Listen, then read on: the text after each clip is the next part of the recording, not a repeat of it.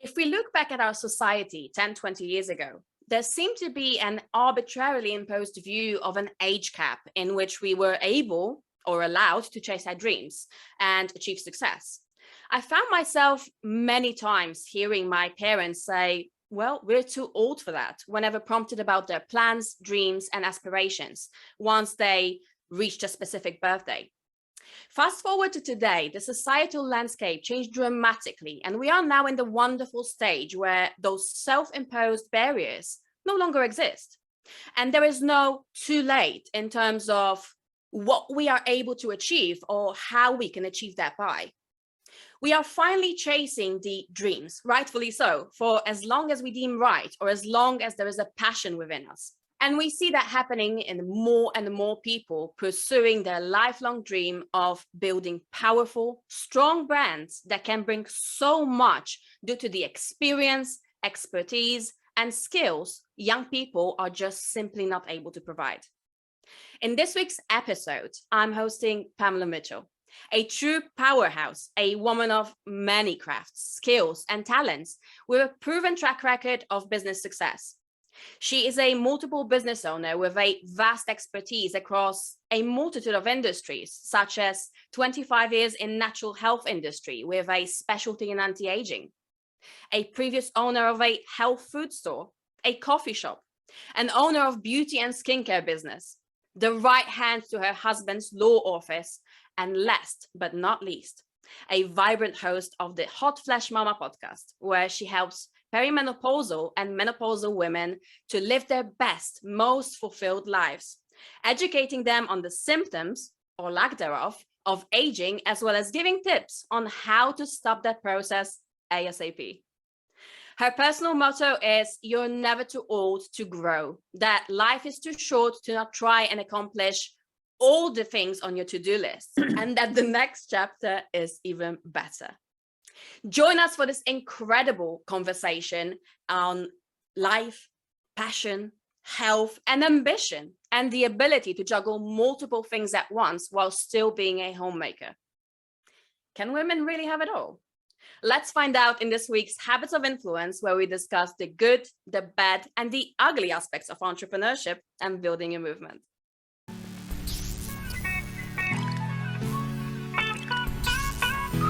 Everything that happens is motivation.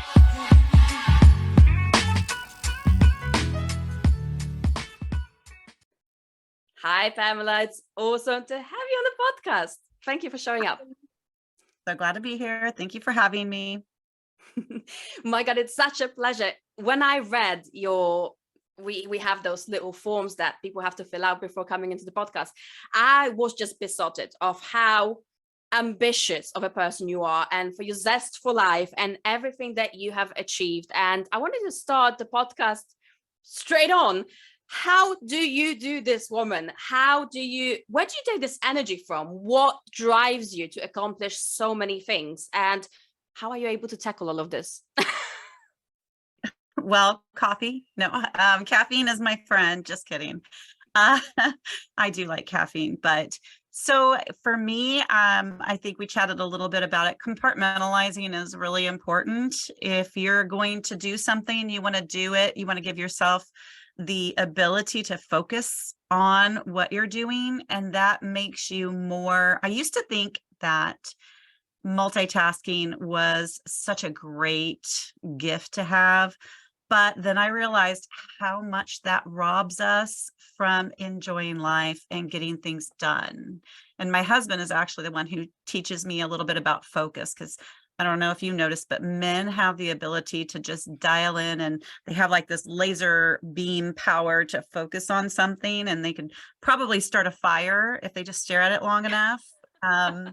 Like through a magnifying glass. But with me, I have just being a mom, as you know, you have to do all the things all the time. But it's really harmful for your body. It's really harmful for the quality that you have with loved ones, and even the quality of work that you put out. So compartmentalizing is something that I've learned is something essential that we just can't live without. I agree. And you said something very interesting. Yes, men do have this tendency much better than us. Although this is something that obviously we can learn. I just had a wonderful guest on the episode that was released this week, and he is also like me and you, a multiple business owner. And like you said, with being parents and having multiple businesses, there is no stopping really. So you need to create those boundaries and put yourself in places that require most of your attention and just do one thing at a time, isn't it right? Right, you do. Yeah, if you focus on what you're doing, you always do a much better job at it. But it is harder for women, I feel, and it's just the stereotype. It's the way you mentioned in the intro that we didn't do we did things a lot differently in the past. We put things in their categories, like women stayed home with the children and took care of the home, and men would go out and earn a living and come home. And not that there's anything wrong with that. I actually love that dynamic, but in today's world, it's very difficult to survive off of one income. So I feel like with men, they've just been conditioned to focus on things a little more than women do. We have to do multiple things. We have multiple friends. Guys usually have maybe one, and we have multiple. We just do multiple things, which is also why we get put into adrenal stress and things like that so easily, way more easily than men do. And do you think it's harder on women to sort of ingest that pressure that is being put on us? Because like you said, rightfully, we are not at the time where we could be living off of just one wage. And it is becoming more and more prevalent that two people need to go to work, regardless of your personal thoughts and feelings, right? Because we are just not able to sustain our households if there's just one person. And I'm a single parent, and it's terribly hard. I cannot imagine how how putting pressure on just one person is intentionally is the right thing to do. But do you think that it is harder on us because we're just more harsh on ourselves, right? We kind of like expect more from ourselves rather than men. Is that something that you would say exists? Absolutely. I think that, and I just see it all the time, but women are perfectionists. That's what we are expected. We're expected to be good at everything that we do. And we are expected to do a lot more than, say, in the home or even at work. I feel like women are expected to do more. I just do. And I personally feel like if we don't stop trying to be perfect, we are just we're aging ourselves, we are stressing ourselves, we are putting ourselves at health risks that we can't you can't undo that. So I feel like we have that fear of not being perfect, that fear of failure, even fear of success sometimes because of what that can look like. Yes, definitely. And what I've noticed, it's maybe because I'm just thinking, because I'm thinking about what you said. We as women, we have this natural propensity of being those homemakers, right? We are naturally more inclined to be caring and loving, and that is maybe why those expectations may be imposed on us to be, just as much as home as we are in the office. But yeah, it is causing a lot of stress. And would you say this is the factor that makes women age more quickly? Absolutely. Absolutely.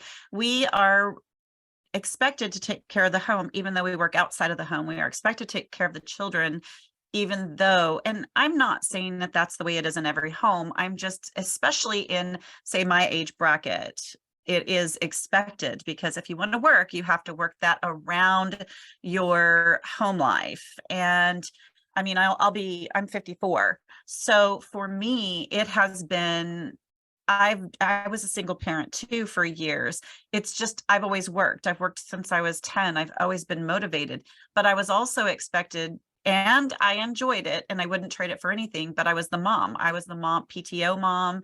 I was the Girl Scout troop leader. I was all of the things that needed for the children. And I can tell you the biggest thing I ever did as a mom and working mom was to hire somebody to do what I wasn't strong at, which was cleaning the house. I hated that. If I could, the owner of the company, one of the companies that I am affiliated with, she said, when you earn enough money to pay somebody to clean your house, you will be a happier person. And that's feeding their job too. I mean, they're doing it because they need the money. They are good at what they do. So why not, delegate that out? And that has been a game changer for me. And I've had somebody clean my home for a really long time. It's just not my love language. I'm just sitting here and thinking, oh my gosh, if there only could be a person that just washes the dishes, because that's the thing I absolutely hate. I love cleaning the house because it's actually a sort of cathartic for me. I relax and I actually get ideas whilst I clean the house. I absolutely hate doing the dishes. I can't stand this, but unfortunately there aren't people who just would come to my house to do the dishes. Oh, that's such a shame. Fine. Depends on what you want to put on. So as we are talking about family life and about children, obviously, like you said, you were that mom that was completely present in your child's life. And, I'm the kind of person who wants to be present for every school play, every game, every, I don't know, show that my son is involved in. And I'm sure you kind of resonate with this. How did you manage to tackle so many businesses whilst at the same time not losing out on that time, because they grow so quickly, right? It's just like poof and it's done. So how did you manage to kind of balance one and the other? Well, the biggest one is being self-employed, being an entrepreneur. That's the whole reason I became one. And that is, I wanted control over my schedule. I wanted to make my own time. When my kids would go to bed at night, I would do work. When my kids were at school, I would work. And when I was divorced, when my kids were at their dad's, I would work. And then when I'm with my children, I'm with my children. And if you were to poll them, I'm sure they would agree that that was really the epitome of how our life was together growing up. And when they had a snow day, I made a snow day. I had complete control over my schedule for the most part, and I could take them with me. So I would take them with me when I needed to, because I was self-employed and I would make that happen.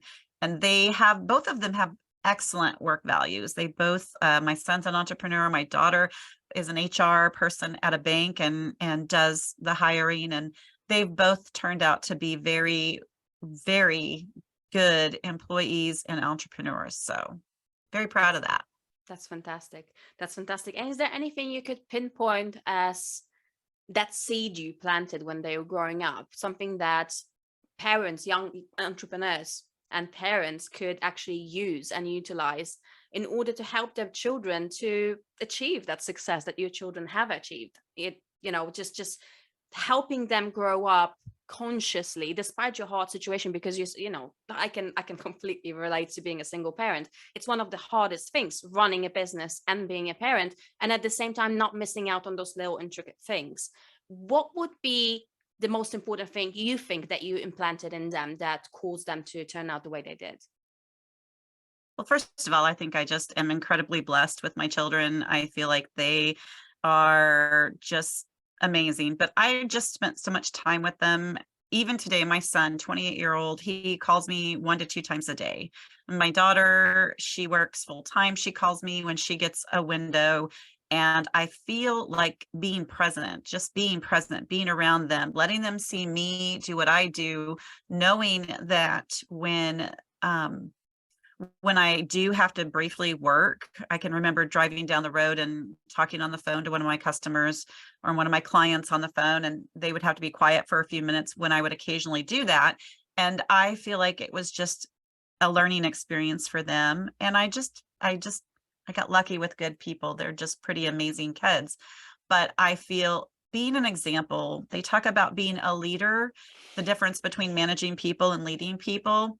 And I hate managing anything. I just hate it, from my hair to just employees. I can't stand it. But being a leader is a whole different thing. And guess what? If they can't follow what you're leading, then they aren't a right fit. Don't waste time with that. And that's really important. I wasted a lot of time with people trying to manage them, and you just can't. But with children these days, a lot of young people I don't know, a lot of them aren't motivated, and I can't wrap my brain around that. I wanted to say it has completely changed, hasn't it? I mean, even I'm 38 right now. I remember the time when I was growing up and my first jobs, we used to approach it completely differently. I mean, whatever kind of job that was, even the worst type of job, you just showed up on time.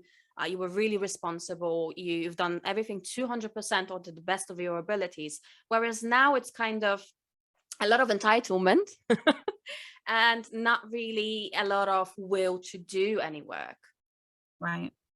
I agree with you. And COVID didn't help, being, locked up and paying people to stay home for a while. It took me a minute to recover from that. I couldn't work I had to go online and start doing things online, which is kind of what brought me into podcasting and brought me that opportunity. And I feel like it did I could just imagine the explosion of podcasting that happened. But I was doing videos and I was planning out things because I don't like to not do anything. I have to have purpose. I personally feel that depression and anxiety is most of the time, not all the time, but again, been in the health food industry for a really long time. Most of the time it's not having a project, even if the project sometime is shutting down for a few days and feeding that, whatever sitcom or movie that you want to sit there and power watch for a few days, and eating junk food for, that happens too. That's a project in itself. But not having something to focus on is I feel one of the number one leading causes of depression. And I've recorded a podcast I haven't loaded yet, but I call it SAD, stress, anxiety, and depression. And it specifically talks about the differences. Stress is from the external things that are going around us, the things that we go through in life, whether it's children or job or even driving down the road at this point.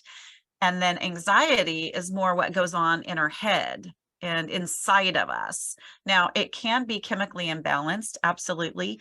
And it can be triggered by certain things, but it's more in our head too much and not controlling what is happening there. And then depression, on the flip side, is a combination. It can be a combination of both.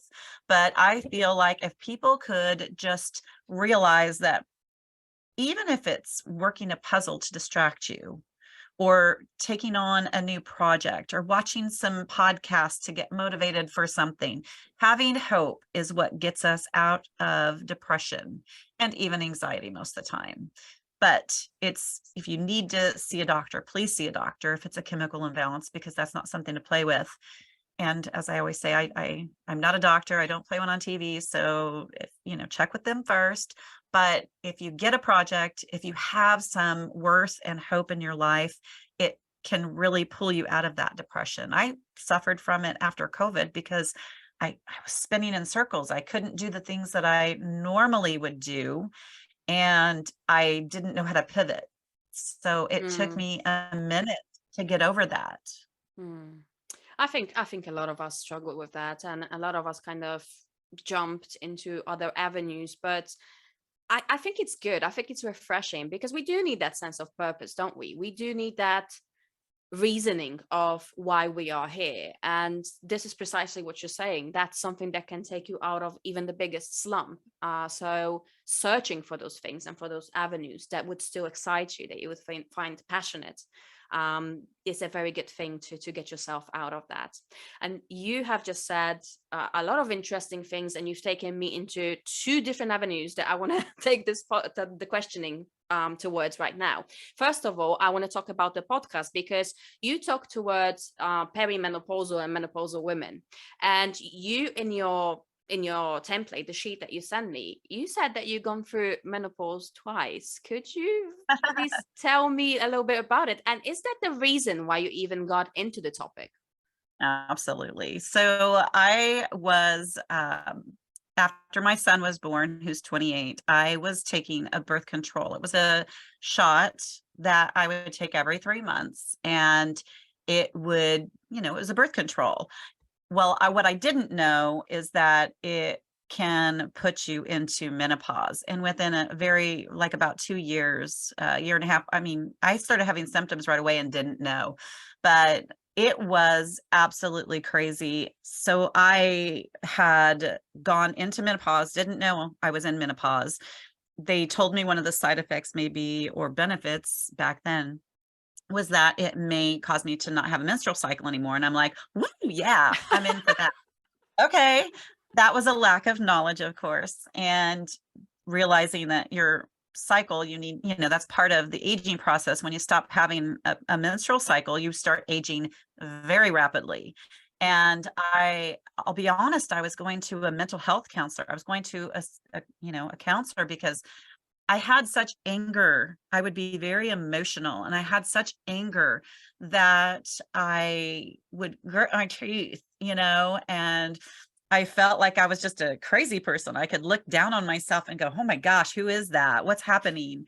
And it scared me. So I was going to a counselor. She was like, okay, well, she was treating me for that. Nobody knew it was menopause. Nobody knew that that's what was happening. And it wasn't until I woke up in the middle of the night and I was drenched from head to toe, and I thought, oh my God, I wet the bed. Oh my gosh. So I stood up out of bed and I looked, and you could just see, those chalk outlines on the crime shows. Yeah. That was, the imprint of my body on the sheets. And I thought, oh my gosh, how embarrassing. My husband was laying next to me, and I thought, what am I going to do? And then I thought, why would my hair be wet? Come on, and I kind of fed through it, and I was like, and my clothes are all wet. That's not normal. I didn't wet the bed. And it was a night sweat. And that was my first night sweat. And obviously it was quite powerful because it blew my mind. So I started researching, and I found out that I was in menopause. I talked to the nurse practitioner, and they were like, well, let's just take out let's just take out your ovaries, or and I thought, no, I need those. I may not want And to have. sorry, what age were you when that was recommended? I was barely 30. I was Oh, barely 30. oh, okay. Yes. And they were ready to just pluck that baby out. And hysterectomy, let's just do that. If you complain that you're menstrual cramping, we can get the insurance to cover it. And I thought, no. So I started doing naturally. I was already in the natural health industry, but this was an untapped area. I was more about different things, cleansing, parasites, and all of that. I had also developed an autoimmune disease during this using of these products. And so I, the hormones put me into menopause, and I had developed an autoimmune disease, and I had fibromyalgia, and I had all these health problems. And so I got off of the shot, and I talked to somebody, I did some research, and I started using progesterone cream and brought myself back out of menopause. And that was my mid 30s that I finally got back out, got regulated again. And then now that I'm 54, I started having menopausal symptoms again. So I have that perspective that I've done both. So there's a surgical menopause that, people get it taken from them, or you can have maybe chemotherapy and radiation, and that could put you into menopause. You could be on some type of a hormone replacement therapy or synthetic hormone that can put you into menopause. And that's like, if you're driving in a car and somebody just slams on the brake at, 50 miles an hour or 60 miles an hour, you're like, whoa. Normally what our natural body is supposed to do is slow down, come to a rolling stop. That's how the body is designed to work. So now I have perspective on both. And I feel like that's a really unique perspective that most people don't have, considering most of the people that are talking about menopause prior to recently have been men, and they have no clue. No, absolutely not. But it's an astonishing story. I've never heard of an instant that something like this could happen. And thank God, I've actually, after giving birth to my son, I stopped taking any form of birth control. They just decided, okay, there's so many bad things that can happen once our hormones are out of sync. And I've had hormone problems, like fluctuations that naturally kind of they were like a natural form of birth control. So a lot of things can happen, a lot of bad things can happen. I've got half a family with doctors, so I'm always like, don't take hormones, don't take this, don't do this. So I'm really shocked that this could have happened. So is that the reason why you decided to help people with your podcast and start talking about it? Is because of that perspective? It's because of that difference of approach? Is that why you wanted to bring the topic, or you just wanted to bring a different, fresh perspective? No, it's all about wanting to serve people. And I was in such great shock and struggling informationally back then. And had I not had somebody that gave me a little direction and a little bit of help the right way to go, I would have never had survived it. I would never had made it through. And here's the other thing that's kind of scary is that a lot of women, and this is another thing that motivates me to do the podcast. A lot of women feel like just because they don't have symptoms, it doesn't mean that they're not going through that. And guys, the big thing that is important to know is that your body should be, like going down slowly and gradually. It's the aging process. That's what it does. It's designed to be vibrant and then kind of shut down towards the end. We're not dead yet, though. So we want to have that anti-aging. And a lot of women are like, oh, I had a hysterectomy when I was 25 or 35. So I didn't need to do all that. And I thought, no, you absolutely need to do that. This is not about symptoms. This is about anti-aging. This is about being proactive so that you just don't wake up one day and look in the mirror and go, oh my gosh, who is that old woman? Because I did do that. I did that before I started using skincare. I was like, I didn't know that I needed to use skincare. My mother didn't teach me. It wasn't, she washed her face with Dove or Caress or whatever it was, and that was it. So it's just about educating ourselves and being proactive. And it's about taking care of ourselves too. So I want to just shout it from the mountaintops. Hey, it's never too early to start washing your face, taking care of your skin. It's never too early to start the anti-aging process, because we peak in our hormones, just like men peak when they're 18, we peak in our early 20s at the latest. And so everything after peaking is all downhill from there. Let's be proactive. Let's just jump in and do some things to keep us from aging, especially if you have big dreams and a lot of motivation to do stuff. So I just want to help people feel better and know that this next chapter is like the best chapter. This is when the kids are grown. You get to visit the grandkids when you want most of the time, and then you get to send them home and you get to enjoy your life. But if you have no energy and you don't feel good and you don't like who you see when you look in the mirror, that has an impact. Vain or not, guess what? It has an impact. We know that. Yeah, I'm absolutely. not wearing any makeup because I've realized over the years that I like my skin now that I'm taking care of it and it looks better. It's just, I want to focus that time on other things. I just do really great skincare, invest my money in that, invest my time in nutritional support. And then I feel like I have more time to do other things. You actually answered one of my next questions, but it leads me beautifully to what I wanted to ask you, and which is, obviously we shouldn't think of anti-aging whilst we start aging, but long before that, right? What would you recommend would be that, well, not magical point of our lives, but when should women start paying attention to doing things to prevent or slow down aging rather than trying to fight it when it already shows up? Right. I feel like everybody's different. I feel like, first of all, and this is my job, this is what I do for a living, so you have to forgive me if it sounds weird, but the lighter skin that you have, the sooner you need to start taking care of your skin, because it's less, it produces less moisture and oils.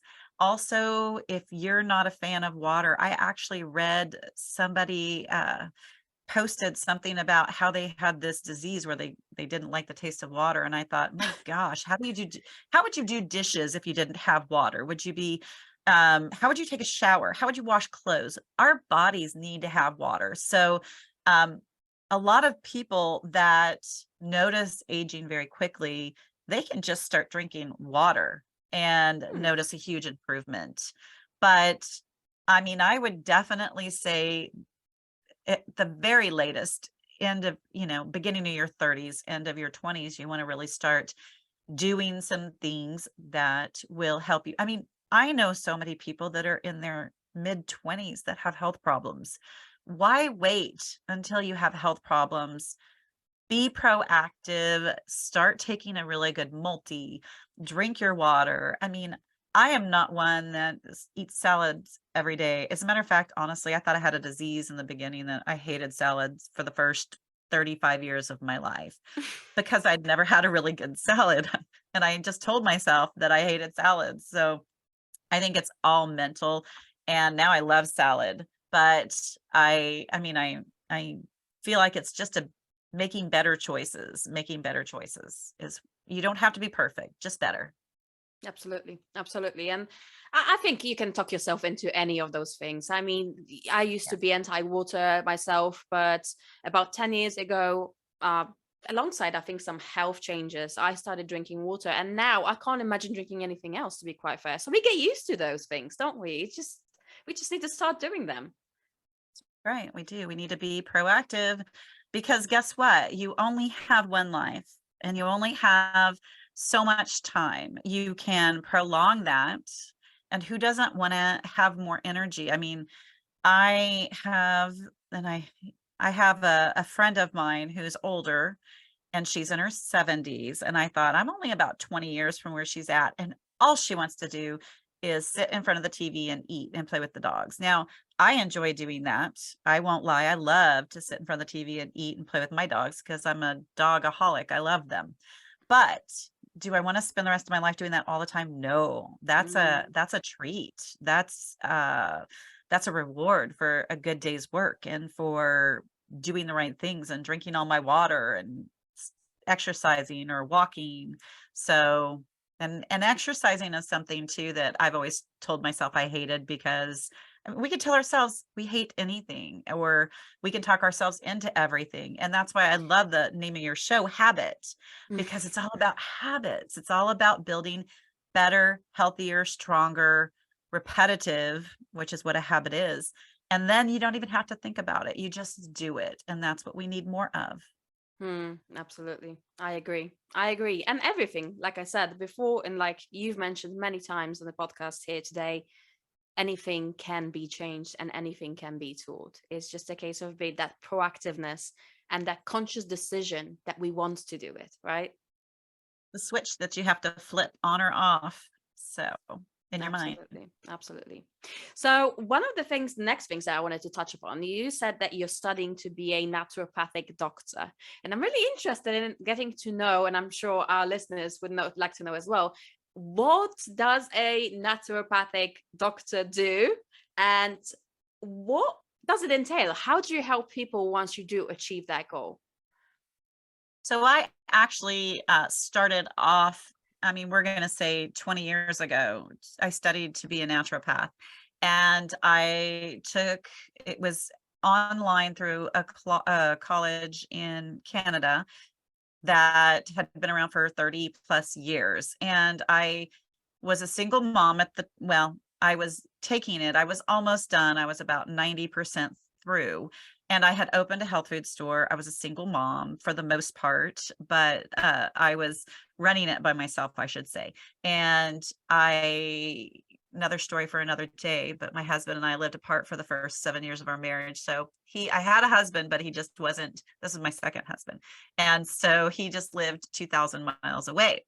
Oh. And so I was running this business by myself and I was raising my children and I was nearing the end of my degree and they sent out a letter and they said, due to these changes at the whatever, we're closing our doors in 1 year. You have a year to complete the rest of your degree to become a naturopath. And what I needed to do was I needed to do a mentorship, like a journeyman type position. I had to go and follow and work with Hmm. a naturopath. and I had to get a certain amount of hours. Well, I was the only one running my business that supported my children, I and see. there was no way I could complete that. So I have the knowledge. I don't practice, and I probably dodged a bullet there, because a naturopath is just a doctor that uses natural means. They don't use conventional medicine.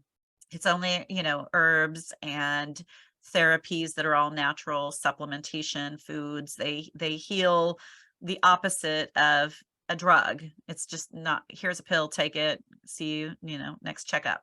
It's more teaching people how to be healthy. Mm. So I gained that knowledge. The only thing I didn't do is practice, and I couldn't in order to complete it in the time allotted, because I had to run my business. Nobody could run my business but me, and I couldn't afford to take that leave. So it was something that I let go, but I'm okay with that, because the knowledge that I gained from that has been life-changing. Again, I was diagnosed with lupus and fibromyalgia, and had I not learned the things that I learned back then, I wouldn't have been able to get myself healthy and help the people that I've helped in the past. So I everything works out for a reason. I think it does. And it's great that you're doing this right now, because there is still not enough information about especially things like menopause, or what might be the symptoms or how to relieve them. I know my mom has been struggling with it for a very, very long time. Like, women in our family apparently have to go through a very long period of time to go through the whole thing. So she was at a stage of like absolutely going crazy and thinking like, when will this finally end? I'm too old to be menopausal now. I should be post this. But nobody could actually, she had so many confusing pieces of information from all of the sides, traditional medical doctors one side, the natural medicine doctors from the other side, and they collided with each other. So she was so confused at the end of the day that she didn't know what to do. And that's, a reason for the podcast. And I felt like I was living in hot flashes the second time around. So that was where I came up with the title Hot Flash Mama Podcast, because that is something that, 75% of women that have perimenopausal symptoms, 75% of them are hot flashes. So that's like that's the biggest symptom that people recognize, but it's the ones that they don't recognize that are really important to address. They don't recognize them as being a symptom of menopause. Your thyroid, your adrenals, being tired, insomnia, you're tired, you can't sleep well, you have just all of these just groups of symptoms. I did a couple of episodes, or I did 4 actually, on the top 20 questions that people ask about perimenopause and menopause.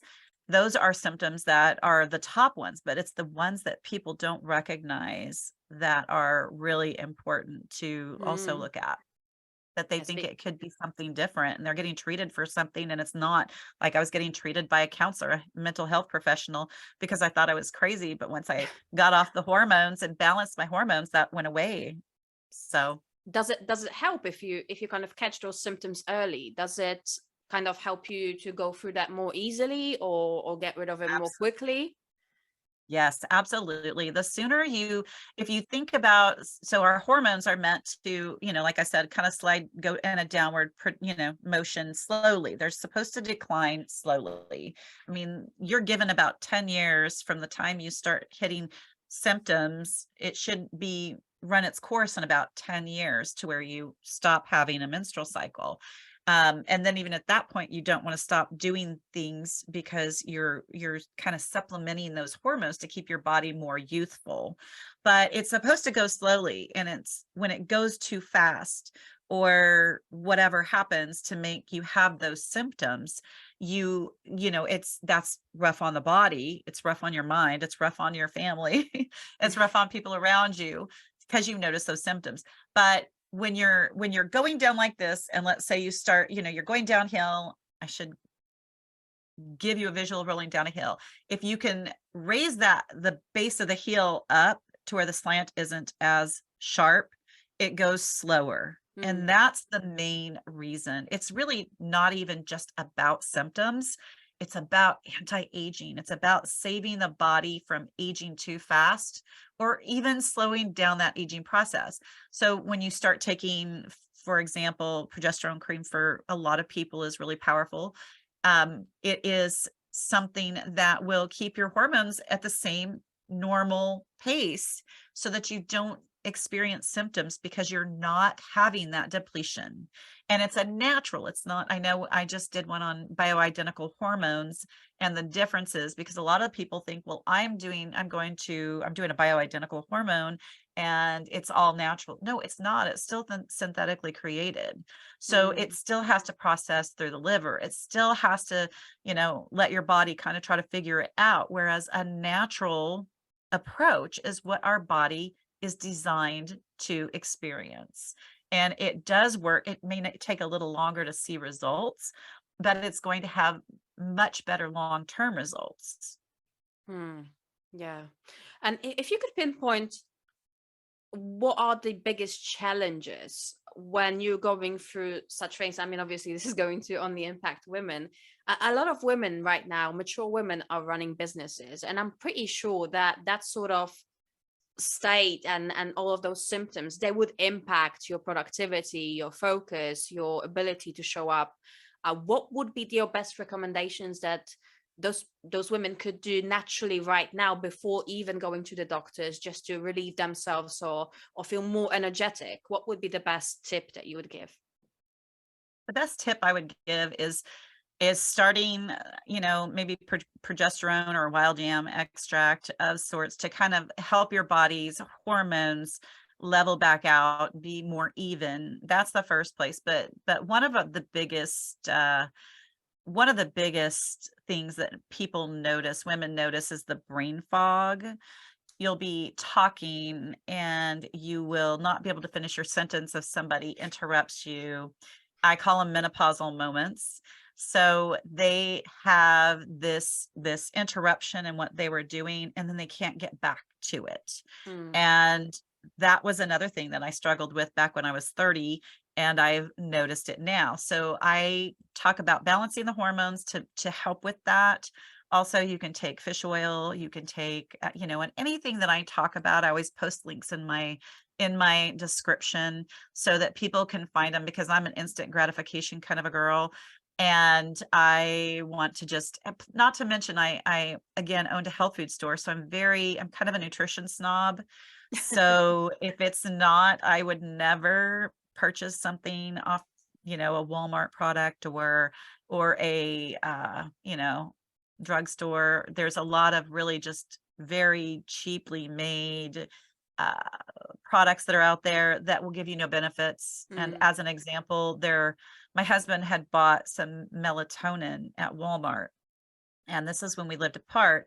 And I told him he was having problems sleeping, so he bought some melatonin. And I told him to go to the health food store, but he didn't. He bought it at Walmart. And he said, no, that didn't work. I'm taking, 20 milligrams at night. And I was like, that's way too much. You should not need to. 3 milligrams should do the trick, should absolutely. So I got him a 3 milligram brand that was through, and it worked great. It worked great. Now, some people get dreams or nightmares when they take melatonin, but not everybody. It does help with more vivid dreams for sure. So if you're a dreamer, take some melatonin. At least you can, experience some other things, some other great things whilst you're sleeping. Being a nutritionist and being in sort of like on the homeopathic side of things, I'm sure there's a lot of misconceptions and things that people think that you are or you are not, or things about your industry that may not necessarily be true. We all have those little misconceptions. Is there something that particularly really irritates you and you would really like changed? And what is it? It's a really great question. So I want to clarify, nutritionist is something that is more conventional medicine, which is very surprising because and so my actual title is a certified nutritional consultant. It's something that is completely the opposite right there. I think eating is the biggest, honestly. are told to eat low fat. We're told to do sugar free. We are told to do all of these things that are synthetically created because, butter is fat. But guess what? It's incredibly healthy for your body because your body knows what to do with it. And you don't need to have as much as you would say a margarine, which is completely synthetically created. And the body has no idea how to get rid of it once you consume it. It just stays in the body. Not all of it, but it can cause so many health problems. When you take sugar, when you do something sugar free, you have to replace it with something or people won't consume it. And stevia is a nice option. There are some natural things that you can do like monk fruit and stevia, but it's usually sucralose or aspartame or those I wanted other to things say there's all sorts of, yeah. very carcinogenic, and yet we still consume it by the handfuls. And then the last one is the fat thing. You buy low fat cottage cheese. Well, all of a sudden, instead of having 1 gram of sugar, it's got 12 grams of sugar, because if you're taking out the fat, you got to replace it with sugar for the flavor. So eating a whole food based products, meaning foods that aren't tampered with. I tell people if they're going to buy a protein powder, don't buy an isolate. You want to buy a concentrate, because that's how in nature, a concentrate's where they just pull the liquid out of it, whereas an isolate is where they take the molecule from it, Refine and the and clean protein it and molecule, separate it. Body can't digest it as well unless you put enzymes in it. I mean, there are certain things, and again, if you go to a health food store, you listen and educate yourself, there are certain things that you can isolate and get differently, like amino acids. Certain amino acids have health benefits when you isolate them, even though they work better as a compound or together. You're going to isolate them and put them into, to do something like L-glutamine. Glutamine is great for rebuilding the mucosal lining in the body, whether it's your nose, your stomach, your lungs, any of those intestines. It helps to rebuild that lining when you take it in larger doses by themselves. And you can take that on an empty stomach. You can also help build muscle with that. So there are certain things that you do want to isolate. It's just like with anything else. Education is really important. Asking somebody that has the knowledge, testing what they say, being an expert in an area that it's impossible to be an expert and in everything. anything. But always learning. They say in the medical profession, this has always been a running joke, that everything that they learn today in 7 years will be wrong, that they learn today, and then in another 7 years that'll be wrong. I So wanted to say it just changes every few years, doesn't it? yeah. From one day, this is great and you should never touch this. Another year, this is horrible that we were supposed to be eating, and now suddenly this thing is good. And it's so confusing. And I'm shocked about the isolate, because I think a lot of people working in those health food stores, they should be educated as well, because I believe I've actually heard that this is better. So there you go. It's those like mixed information things that you get from every single side, and you don't really know what to listen to. Now, if it's an isolate and they put enzymes in it to help you break it down, then that's a different story. And they should be able to answer those questions. But you just, Right. as a rule of thumb, anything that you get that's organic is going to be better than non-organic, as long as it truly is organic. Anything I wanted to that say, how many times do you get like those labels just slapped on it? It's organic, but it has absolutely, it's never been even close to anything organic. well, buying, I use this as an example. If you grow a tomato, or you go to the farmer's market and you buy a tomato and you bring it home and you set it on your countertop, it's going to literally digest itself within a couple of days. It's going to, collapse, get moldy, watery. It's going to collapse. It's going to digest itself because it has digestive enzymes. And then if you go to the grocery store and you buy that same tomato, it's been irradiated, it's been processed, it's had all these things done, so it'll have a longer shelf life. The enzymes are dead. You set that right next to it, 2 weeks later, that tomato is still bright and shiny sitting on the countertop. So it's about using common sense is what it's about, really. I love that. I love that. It's been so informative. My gosh, I could literally talk to you all day. I've got so many ideas now what I want to pick your brain about, but I know you have very limited time. where can people find you so they can actually explore more around all of the things that you do? And of course, everybody just sign up and subscribe and like and love and listen to Hot Flash Mama podcast, because it seems like this is the kind of work that we've been all waiting for, especially as women, because we want to be more informed. We want to make those decisions based on facts, not feelings, and not on those misconceptions that we have been fed for so many years. And yeah, where can people find you? Where can they connect with you? So Hot Flash Mama podcast is my podcast, and I'm on all the different directories. So you just have to do a search on it. If anybody wants to send me an email, the hotflashmama@gmail.com is a great email. And I'm pretty good at responding, even if it's just a quick something. And then I've been working on my website. I do have Hot Flash Mama. I do have all of that. I just haven't set it up yet. So it's just been a whirlwind. I am loving the podcast though. It's a great way. I used to love doing radio interviews and radio back, 20 years ago when I was doing, the health and nutrition. And there's always a running joke about having a face for radio. I would say, oh, I have a face for radio. Oh, and that's definitely not you. No, nobody believe her. Check it out on YouTube. That's absolutely not I know. true. And now everything is on YouTube, and it's like, so now I'm working on that with myself. I have my podcast, and now I just jumped on YouTube, and I haven't loaded any, personal, with my face yet, but I am working on that. I have several that I'm getting ready to do, because now everybody wants to see the podcast. So, but that's great. It's fun. It's a growing experience. And like I said, you're never too old to jump in and try stuff. It's fun.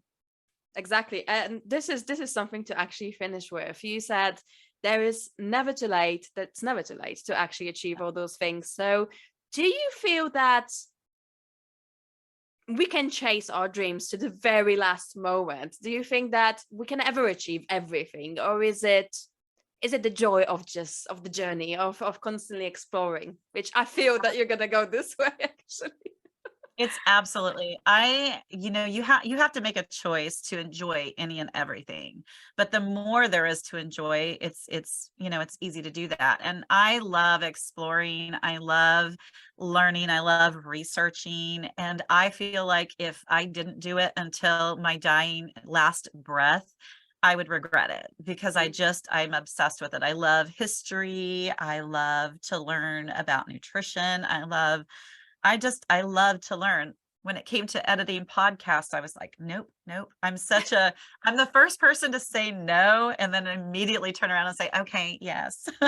Because even my kids would probably tell you that they were younger, I'd say no was always my first answer. And as I've gotten older though, I've gotten a lot better. And I would say that I say a lot more yeses, and yes is such a fun word. It's such a great pivoting point. Just trying to make things happen is just so much fun.